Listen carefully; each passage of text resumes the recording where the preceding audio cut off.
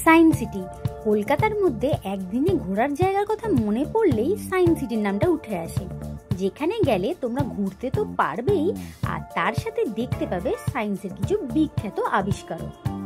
এই সায়েন্স সিটিতে তোমরা অনেকেই অনেকবার ঘুরেছো, তবে 2025-এর শুরুতে কি কি পরিবর্তন হলো ও টিকিটের প্রাইসই বা কত হলো সব দেখাবো এই ভিডিওতে।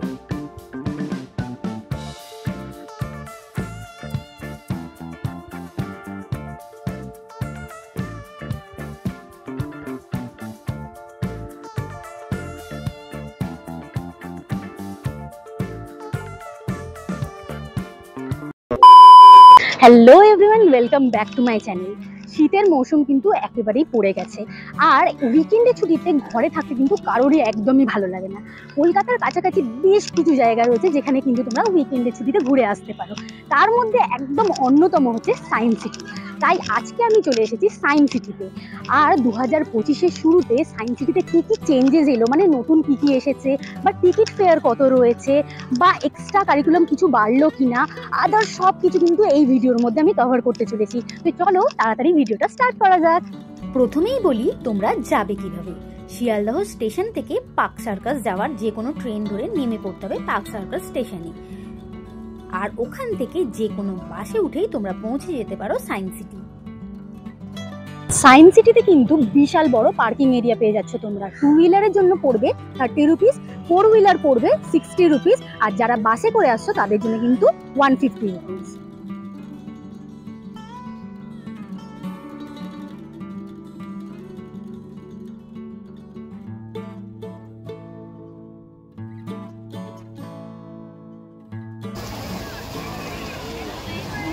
এইখানে কিন্তু টিকিট কাটার জন্য অনেকগুলোই কাউন্টার রয়েছে। তোমাদের টিকিট চার্টটা স্ক্রিনে দিয়ে দিলাম।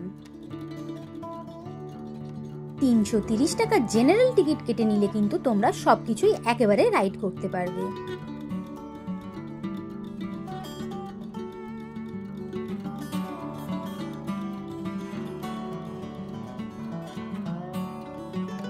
রোপওয়ের জন্য কিন্তু বিশাল বড় লাইন পড়ে গেছে, যেমন তোমরা দেখতে পাচ্ছ। পার হেড কিন্তু 70 রুপিস করে রয়েছে রোপওয়ের টিকিট। বাচ্চাদের কাছে খুব একটা জনপ্রিয় রাইড হচ্ছে রোড ট্রেন, যেটা কিন্তু পার হেড 25 রুপিস করে পড়ছে।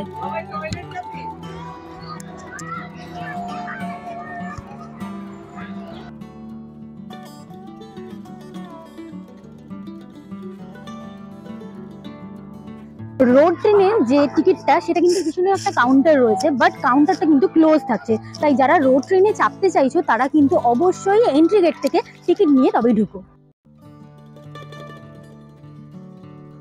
ডক্টর এপিজে আব্দুল কালামকে ট্রিবিউট করে এখানে একটা নতুন পার্ক তৈরি, তার নাম হচ্ছে মিসাইল পার্ক। তোমরা যেমন সামনে এখন দেখতে পাচ্ছ, এখানে কিন্তু মিসাইলগুলো রাখা হয়েছে এবং প্রত্যেকটার কিন্তু একটা আলাদা আলাদা নেম রয়েছে।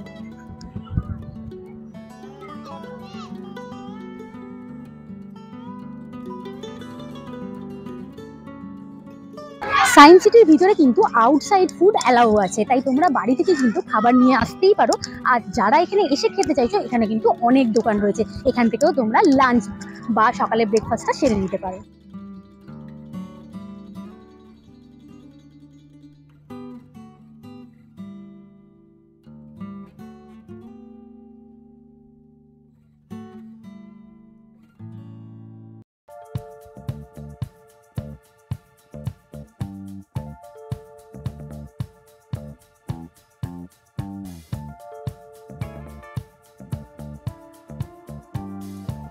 নানা ধরনের ইন্টারেস্টিং সায়েন্স অ্যাক্টিভিটি কিন্তু তোমরা এখানে গেলে দেখতে পাবে।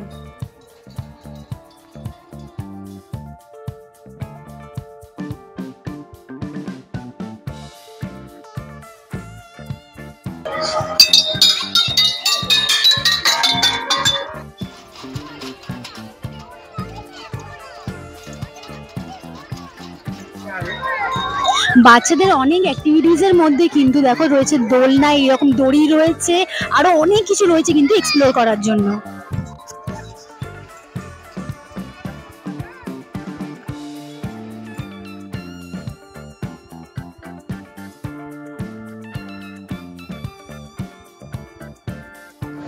বাচ্চাদের কাছে কিন্তু খুবই জনপ্রিয় হচ্ছে এই টাইম মেশিন। এটা কিন্তু একটা দারুণ এক্সপিরিয়েন্স, আর এটা কিন্তু পার হেড 50 রুপিস করে টিকিট রয়েছে।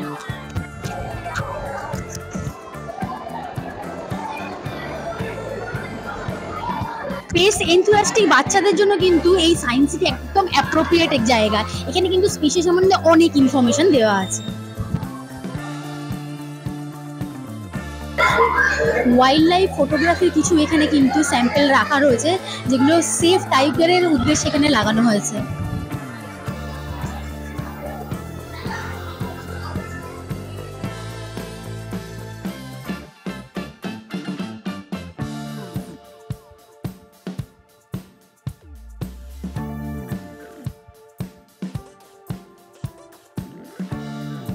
এখানে সব থেকে ইন্টারেস্টিং যে জিনিসটা হলো সেটা হচ্ছে মিরর মেজ। আমরা দেখতে পাচ্ছি এখানে কিন্তু চারিদিকে মিরর, প্রচন্ড ভিড় থাকার জন্য এখন একটু অন্যরকম লাগছে, বাট অ্যাকচুয়ালি এটা হচ্ছে পুরোপুরি ভুলাইয়া, যেখানে তোমরা কিন্তু গিয়ে খুঁজে পাবে না যে রাস্তা কোন দিকে। দেখো চারিদিকে যেন মনে হবে একই রকম রাস্তা রয়েছে। বাট আমার কাছে একটা ঠিক আছে, সেটা হচ্ছে তোমরা যদি নিচে দেখতে থাকো তাহলে কিন্তু তোমরা খুব সহজেই চলে যেতে পারো কোথা দিয়ে বেরোতে হবে। এখানে কিন্তু প্রচুর পরিমাণে মিরর রয়েছে, যেগুলো কিন্তু ভ্যানিশিং মিরর রয়েছে, গোস্ট ওয়াক রয়েছে, আরো অনেক কিছু। আর আজকে কিন্তু বিভৎস একটা ভিড়ও রয়েছে। এই মিররটা কিন্তু ভীষণ ইন্টারেস্টিং। এখানে কিন্তু যেখানে আমি বসে আছি সেখান থেকে সব জায়গায় কিন্তু আমাকেই দেখা যাচ্ছে। এগুলো কিন্তু রয়েছে ফান মিরর, যেখানে কিন্তু বডি শেপ পুরো উল্টো পাল্টা হয়ে চেঞ্জ হয়ে যায়। দেখো কত মোটা লাগছে আমাকে। পরের মিররটাতে তোমাদেরকে দেখাই।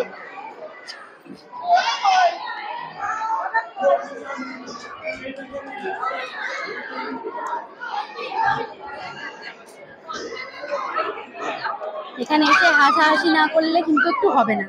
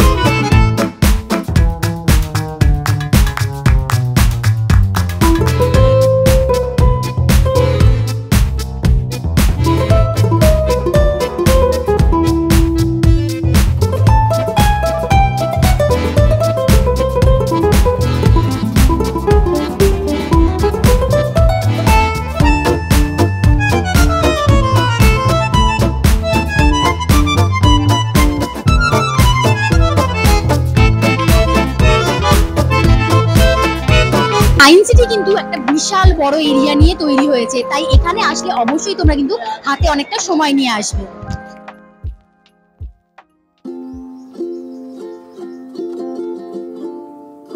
লিফটের মাধ্যমে কিন্তু তোমাদেরকে ওপরে আসতে হবে এবং তারপরে এইভাবে গোল গোল সার্কেলের মতো করে নিচে নামতে হবে। এখানে কিন্তু দেখার অনেক কিছু জিনিস রয়েছে।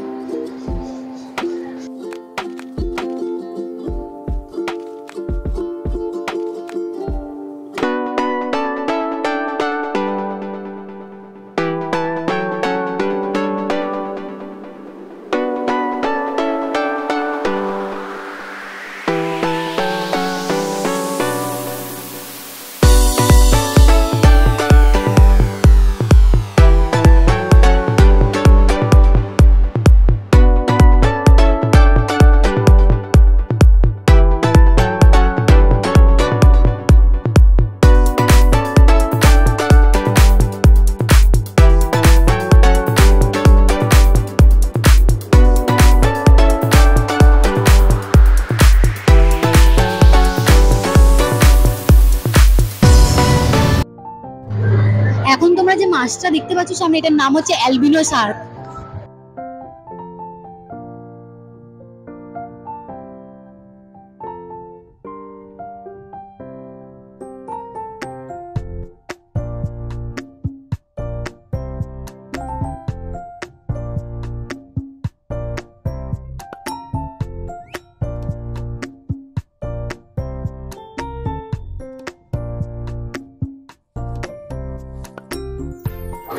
বাচ্চা বাচ্চাদের কাছে কিন্তু এই মাছের অ্যাকোরিয়ামগুলো ভীষণ অ্যাট্রাকটিভ লাগছে, তাই এখানে কিন্তু প্রচুর ভিড় রয়েছে।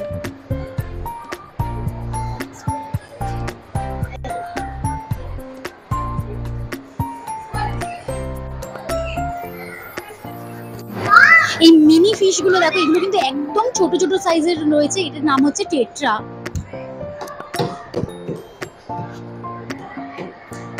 এন্ট্রি টিকিটের দাম বেড়ে কিন্তু 60 থেকে হয়েছে 70। আর তাছাড়া তোমরা যদি জেনারেল একটা টিকিট আছে যেটা হচ্ছে 330, এটা কাটলে তোমরা মোস্টলি যেগুলো আছে সেগুলো কিন্তু কভার করতে পারবে। তো আজকের ভিডিওটা আমি এখানেই শেষ করছি। ভিডিও কেমন লাগলো অবশ্যই কমেন্ট করে জানাও। আর এক্সট্রা যদি আদার কোনো কোয়ারিজ থাকে সেটাও কিন্তু আমাকে কমেন্ট বক্সে জানাতে ভুলো না। দেখা হচ্ছে অন্য কোনো ভিডিওতে। টাটা।